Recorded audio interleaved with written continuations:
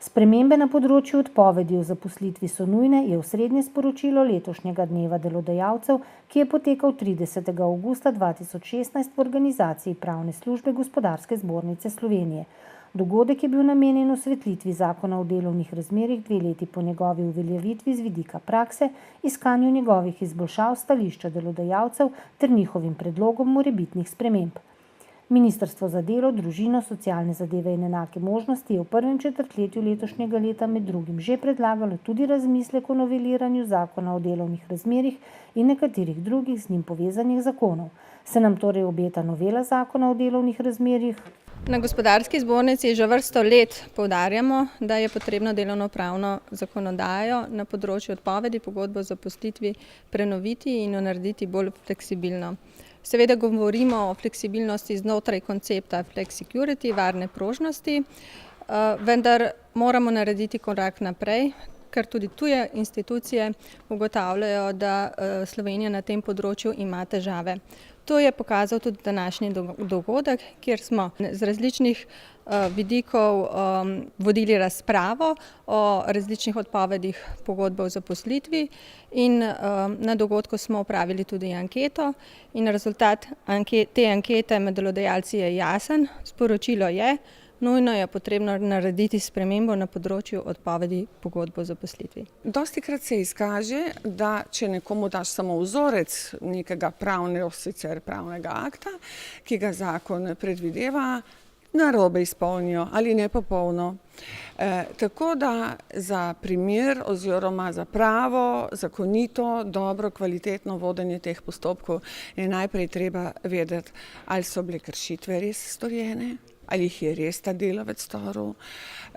Tako da so najprej po tej plati preverjene dejanske podlage, potem pa seveda je treba vse pravne posledice tudi predvideti oziroma kakšne želimo. A smo sprijaznjeni s tem, da bo sledila krivdna odpoved, če smo že izrekli predhodno opozorilo, bo delavec še ostal v delovnem razmerju, če je že kršitev ponovil, potem mu bo prenehalo delovno razmerje in podobno je potem pač pri izredni odpovedi, s tem, da seveda je treba zagotoviti tudi kvaliteten zagovor, na to tudi radi opozorimo, ker zagovor, ki ga da delavec, nudi tudi pravo sliko kontraargumentov, ne samo našega delodajalskega videnja. Kar se tiče pa disciplinskih postopkov, pa zlasti opozorimo, da ni korelacije med disciplinskim postopkom in odpovednimi postopki, ampak je to nek samostojen postopek reda in discipline, v katerem se lahko izreče opomin, v nekaterih primerih tudi denarne kazni, če je to predvideno v pravnih podlagah, da pa je treba v vseh primerih izvesti pravilne, korektno, pravno podprte postopke, če ne bo tudi to padlo. No, mogoče je dobro vedeti še to, da delavec seveda ima odprto sodno pot, v 30 dneh se on lahko obrne za zaščito svojih pravic na delovno sodišče, v primeru vseh odpovedi, pa tudi v primeru disciplinskega postopka. Ima pa tudi to možnost, da se predlaga delodajalcu mediacijsko rešitev takega spora med njima in tam pa je še veliko možnosti, da se na miren način reši zadeva in da se morebiti delovno razmerje, ki se je tudi bilo začelo krhati spričo te izredne ali redne odpovedi, ohrani. Moje osebno mnenje je, da je sam postopek odpovedi pogodbe o zaposlitvi v zakonu o delovnih razmerjih, kar se tiče poslovnega razloga, trenutno urejen ustrezno. Dejstvo je, da je sama novela leta 2013 ukinila rok, v katerem je potrebno podati odpoved pogodbe o zaposlitvi strani delodajalca iz poslovnega razloga, kar pomeni, da delodajalec ni več ozko vezan na tisto 6-mesečno obdobje, pač pa lahko kot posledica nekega poslovnega dogodka odpove pogodbo iz poslovnega razloga tudi kasneje ali pa seveda tudi prej, tako kot je bilo že prej določeno po zakonu o delovnih razmerjih. Sicer menim, da je ustrezno urejena tudi vročitev odpovedi, seveda sama obrazložitev odpovedi, tako da sodna praksa je vse te določbe zakona že izdatno izpopolnila, tako da odprtih vprašanj z vidika odpovedi pogodbe o zaposlitvi iz poslovnih razlogov res ne bi smelo več biti.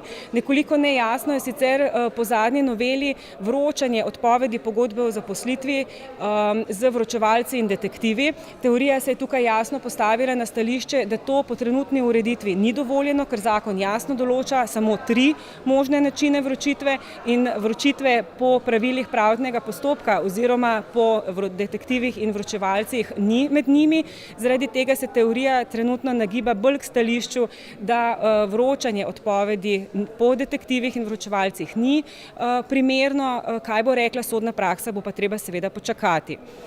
Kar se tiče varstva delavcev, ki so tik pred upokojitvijo, sploh v primeru poslovnih razlogov, menim, da je z vidika delavcev sicer res ustrezno, ker so močno varovani, z vidika delodajalcev pa verjamem, da čutijo, da je to varstvo premočno. Delavci so nedvomno v obdobju, ko sami pravijo, da so utrujeni, da ne zmorejo več toliko, zato verjamem, da tudi delodajalci ugotavljajo, da je njihova delovna storilnost manjša in verjetno bi iz takšnih ali drugačnih razlogov jim želeli odpovedati pogodbo o zaposlitvi ali jih vsaj premestiti na druga delovna mesta, kar pa seveda z enostranskim aktom ni možno. Delavec se mora strinjati s tem, da gre delati na drugo delovno mesto. Tako da menim, da tukaj je z vidika zakonodajalca nekaj možnosti za izboljšanje, zato da bi bilo zaposlovanje starejših delavcev mogoče še bolj fleksibilno, kot je. Konec koncev je sicer leta 2013 novela vnesla novo določbo, da delavci, ki so že varovani kot delavci pred upokojitvijo, ko se zaposlijo na novo, niso varovani pred odpovedjo iz pogodbe o zaposlitvi, kar je nedvomno novost, ki je bila dobrodošla in je bila tudi dobro sprejeta v praksi. Menim pa, da bi tukaj v tej smeri lahko naredili še kaj. Znanstvene raziskave izkazujejo, da spremembe na delovnem mestu in spremembe v delovnem okolju povzročajo večjo stopnjo zaskrbljenosti. Zaskrbljenost pa je tista glavna komponenta, ki povečuje negativni stres. Namreč ravno stres je beseda, ki se danes množično uporablja, ne nosi pa vedno znova tudi negativnih efektov. Kajti ločiti moramo med negativnim in pozitivnim stresom in utrujenost ne smemo povezovati z negativnim stresom.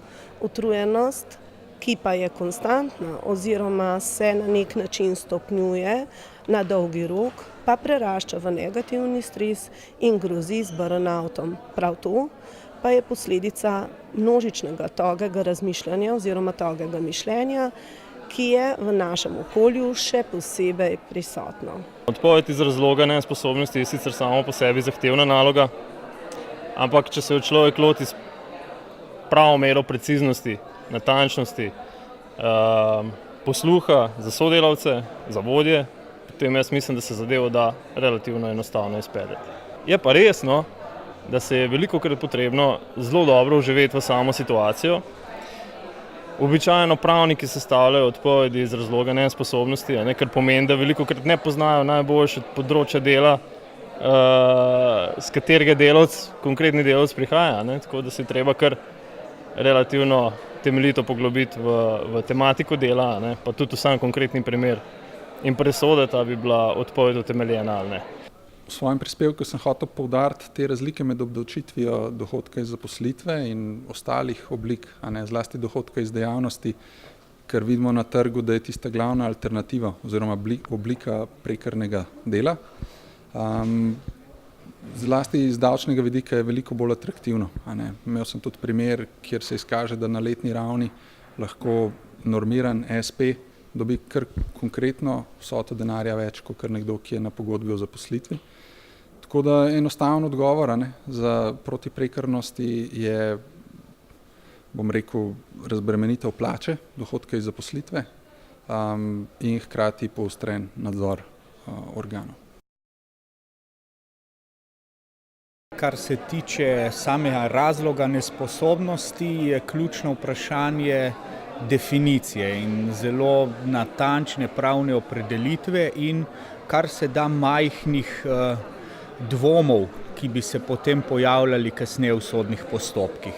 Ena zelo dobra, jasna definicija je tisto, kar potrebujemo. Razlogi za prekarno delo jih je po mojem mnenju več. Eden od razlogov je gotovo to, da so te oblike dela cenejše.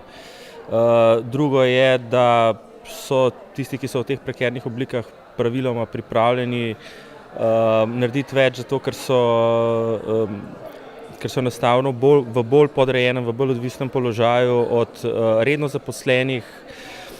Seveda delodajalec tudi v tem primeru ni dolžan zagotavljati številnih pravic, ki jih imajo sicer redno zaposleni v delovnem razmerju, kar pa seveda predstavlja problem, in na drugi strani tudi seveda je potrebno opozoriti na to, da je vprašanje, ali so vse oblike, ki se dejansko v praksi uporabljajo, tudi zakonite, a ne. Zakon o delovnih razmerjih prav, da delavca ščiti, ampak v določenih primerih so pa te zaščite po moji oceni preveč zaščitniške, sploh pa, ko govorimo o primerih, ko pridemo do delavca, ki dejansko nima želje, da bi delal in išče vse možne poti, te pravne poti, kako bi se obdržal v delovnem procesu in dejansko nič pa počel. Imeli smo primer, recimo prav delavcev, ko smo jim ponujali drugo delo, ampak z različnimi izgovori tega dela niso prejeli, in ko smo dejansko potem sprožili postopek odpovedi, je ta postopek trajal in trajal. In tukaj prihajajo do ogromnih stroškov, slab zgled tudi za ostale delavce, in to mislim, da si delodajalci takšnih primerov enostavno ne moremo privoščiti.